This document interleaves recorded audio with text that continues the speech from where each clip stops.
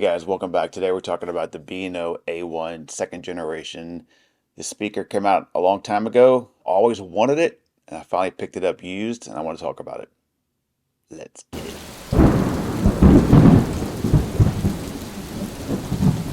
If you're just stopping by, Scott's Reviews. I do speaker and camera reviews, so please take a second and like and subscribe.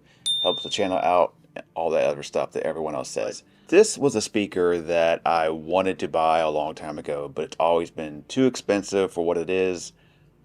But I've always been curious about it. I kept watch several YouTube videos on it, listen to the sound of the speaker to figure out, is this something that I really want? So I was around Amazon and perusing around and noticed they had a lot of renewed ones and even used speakers. So I picked this one up for like $140 something. Not exactly happy with the quality I got from it. There was a dent in the speaker. It just came in this box here with some cushion and one cord. So that's about it. And it was labeled like as premium condition kind of thing. Regardless, I wanted to give it a sound test and see what it sounded like. Is it really clear and the quality really crystal clear? I know the flaws on the speaker. I know the old flaws on the original first generation, being that the battery didn't last very long at all. And how on the second generation they put more microphones inside, and I think they improved the battery out of this deal. So it is a waterproof speaker. It's IP67 rating. There's one feature on here. It's the main reason why I'm making this video, because I was impressed with it. And that's how it works with Alexa. If I say the A word from Amazon, I will try to beep it out so it doesn't affect your stuff around you. So when I got it out of the box. I powered it on. It already had power, great. Went to my phone to connect it with Bluetooth, and it connected. And then right then and there, Alexa picked up on it and said, "Do you want to connect it to your Alexa?" I was like, sure. I don't remember how I got to that point, but it was really fast of how it asking me whether I wanted to connect it to Alexa. I downloaded the B&O app. It asked me again if I want to work with Alexa and link it together. I was like, sure, good to go. And didn't really pay much attention to it because I've had other speakers before, and it's always been kind of like wishy-washy whether it works or not. It's hard to get it linked, and it doesn't always keep its connection kind of thing and linked to your account. So it's something now I kind of like, when am I going to use that? So it was like, yes, let's do it, and we'll see what happens later on. The main thing I wanted to hear the sound quality of the speaker. I'm going to play some sounds today, compare it to the Bose Soundlink, and then the Marshall Emberton. This is the original one, not number 2. And just to hear the difference between the sound quality. I'm going to talk about the Amazon part of the deal. Again, linking the accounts together was completely smooth, and then it just worked. It's almost like it's an Echo Dot to me, is how good it works. So once it's powered on, I just say the wake word and say play this, play that, do this, do whatever, like a regular Amazon Echo, and it does it. And it picks it up from far away too, so I could be across the room and it picks it up pretty nicely. I find that pretty beneficial on a speaker like this, where I could take it outside by the campfire or outside on your deck, whatever you got going on, and you can use that feature to play your Amazon songs or play whatever or get the weather, all that kind of stuff. That which is different than what these guys can do out of the box. That is one of the main benefits that I do like with this speaker. All right, let's talk about sound quality. So what it is not a speaker to fill your room with sound. It's not a speaker to take out like to the beach and really pump sound so everyone can kind of hear the sound that's going on. I think this is more, for me, the office environment, the home environment, the kitchen environment, where you're not cranking your speaker up. You want some nice music in the background, and that's about it. This is what this speaker is good for. The sound quality, when it comes to the vocals, are really crystal clear. Is what I like. And that's kind of like what you pay for in an expensive speaker, is that real nice quality vocal sound. Jazzy stuff, that kind of thing is what you hear the difference of. So I will play some short stuff with the Bose and then the Emberton just to show you the difference. Bass wise, yeah, you're going to get better bass out of both of these, but at low volume, you're not really looking for too much bass. You want to hear a little bit, but nothing like to really knock your socks off. So again, the speaker is not going to be for everyone. I'm probably going to put the speaker next to my computer on my desk because it really fits nice and pretty next to my iMac. It's not really noticeable on your desk, and it kind of all works nice and easily with Bluetooth and everything. So it advertises 18 hours of battery life, and that's pretty good. I mean, for a speaker this size. If you go low volume, you get, of course, a lot longer, maybe 24 hours in battery life, depending how low you go. But if you go full max on it, you're going to get about 3 hours of battery life on a speaker this size, which is, I think, pretty good for, again, for this small size speaker. I mean, look at this thing. It's really nice. So the buttons on the side, you have a power button, you got a Bluetooth button, and the buttons work pretty well. Once you get it going, you hit it once. The only thing I do wish is I wish that the buttons were tactile, where you can kind of feel where the buttons are. Because if it's dark at night, you're not going to be able to find any of these buttons at all. To turn it on, to turn it off, to lower the volume. Because it all blends into the smoothness of the speaker. There's no indentions at all on the side, letting you know that it's what they are. And they're not lit, so if there was a little bit of lighting down here, that would have been nice. So if you kind of would touch it or something like that and it would light up, let you know where the volume, pause and play, that would be nice, but that's not there, so that's a little unfortunate. This is the small dent that I had in the speaker, if you can see it or not. It's advertised at $299. I think that's way too much to spend on the speaker, so I would not buy it MSRP brand new. I would definitely hunt for a deal. The speaker's been out a long time. I put how long it's been out. I think 2019 when it first came out with the original A1, and then a couple years later they pumped out the second version. I think it's really time for the third version of this speaker, or something else kind of like it. So without further ado, let's play some music and let you hear the difference at a lower volume, like 60% volume, against the two other speakers.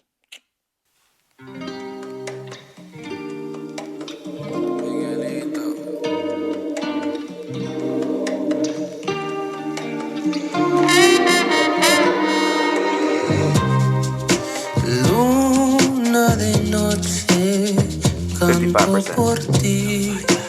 Tú no respondes, luna te perdí por otra mujer. Miguelito.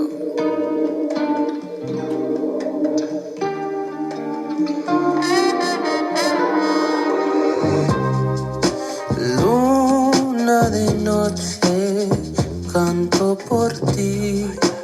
Tú no respondes, luna te perdí por otra mujer.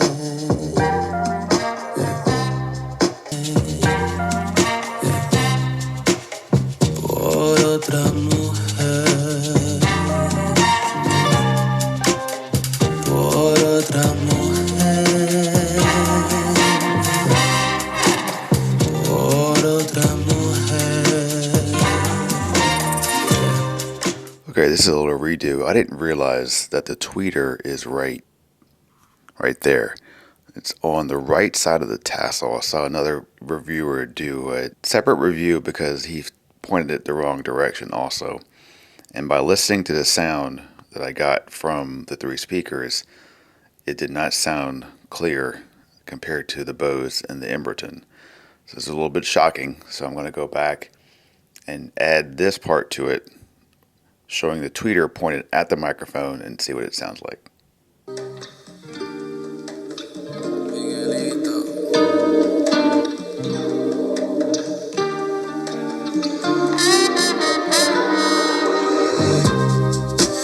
Luna de noche, canto por ti. Tú no respondes, luna te perdí por otra mujer.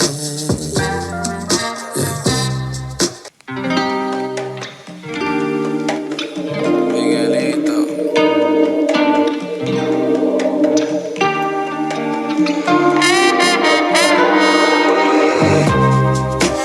Luna de noche, canto por ti. Tú no respondes, luna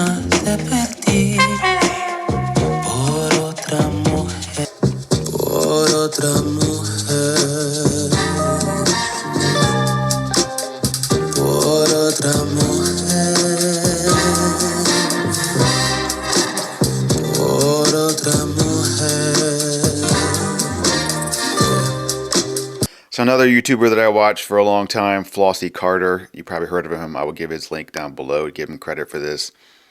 But he talked about his EQ. I'll let him talk about it right here, and then I'll use that setting on the same song I just did to see if there is a difference.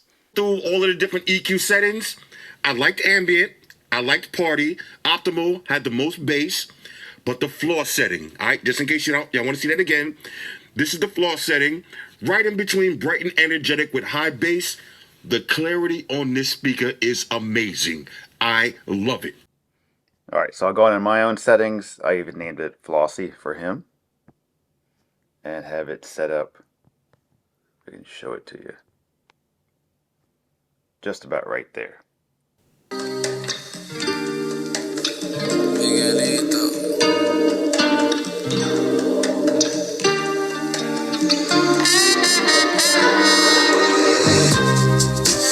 Luna de noche, canto por ti. Tú no respondes, luna te perdí por otra mujer, por otra mujer,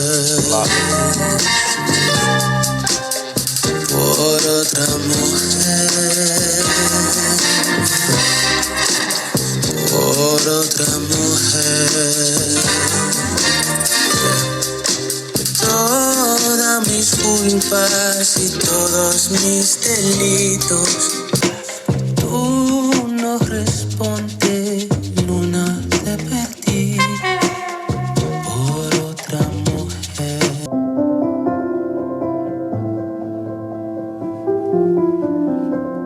Something about me has changed, something about me has changed. I'm sleeping just fine without you.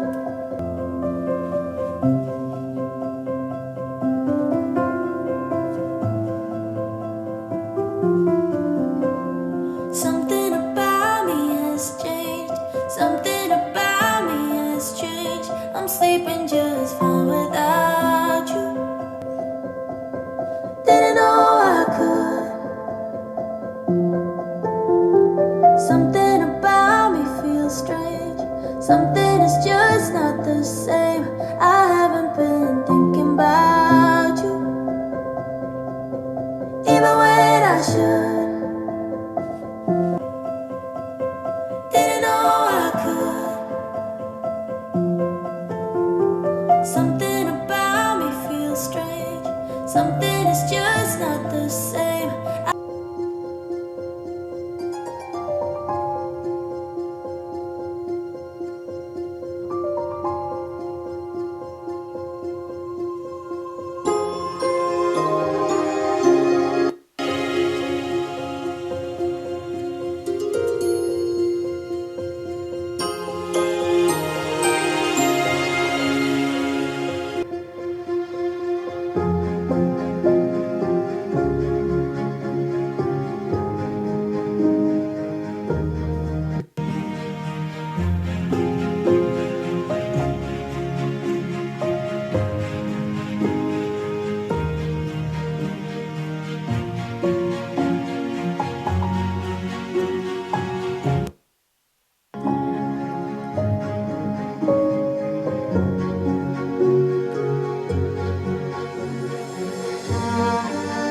Taking my dog for a walk, and I wanted to give you my final opinion about the speaker, and it's not so easy.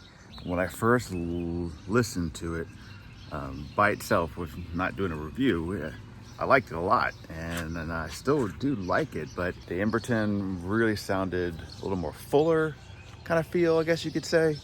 I did like the Flossie settings when it comes to really having a lot of clarity and treble, and the vocals really popped on that.